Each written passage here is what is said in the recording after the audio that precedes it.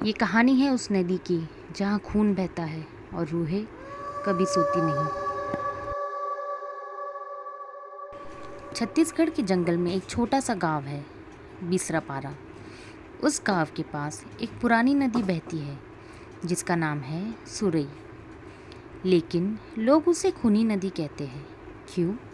क्योंकि हर पूनम की रात वहाँ से कोई ना कोई इंसान गायब हो जाता है।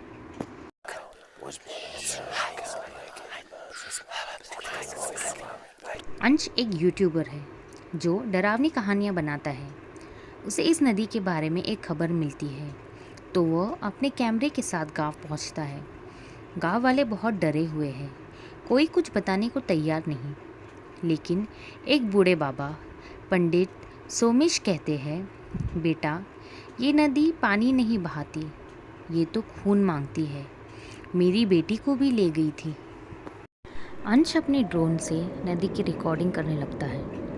वीडियो में एक औरत सफ़ेद साड़ी में पानी पर चलती नजर आती है, लेकिन अगले ही पल गायब। उसी रात गांव का एक लड़का राहुल नदी के पास जाता है और कभी वापस नहीं आता। अब अंश को लगने लगता है कि ये कोई कहानी नहीं, सच में कुछ तो गड़बड़ है। अंश फिर से पंडित जी के पास जाता है ताकि वो इस नदी का राज जान सके। पंडित सोमेश बताते हैं कि पुराने ज़माने में इस नदी के किनारे एक राजमहल था। वहाँ सूखा रोकने के लिए रानियों की बलि दी जाती थी।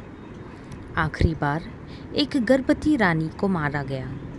मरते समय उसने श्राप दिया, जिसने मेरी मौत का तमाशा देखा उसका खून हमेशा उबलेगा। तभी से हर पूनम को ये नदी खून बन जाती है। अंश उस सब की वीडियो बनाकर अब YouTube पर डालता है। वीडियो वायरल हो जाती है। कुछ दिन बाद उसे एक मेल आता है, बिना नाम बिना सब्जेक्ट।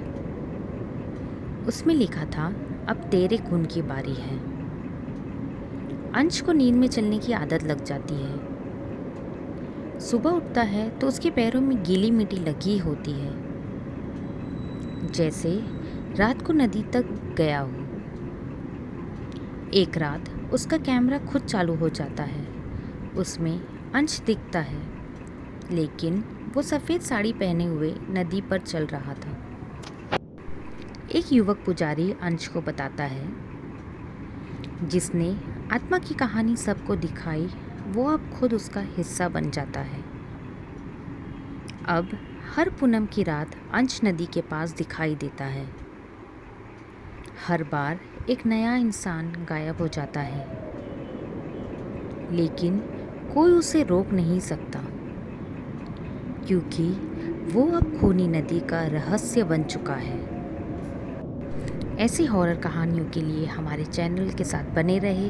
चैनल को सब्सक्राइब करें और वीडियो को लाइक करना ना भूलें।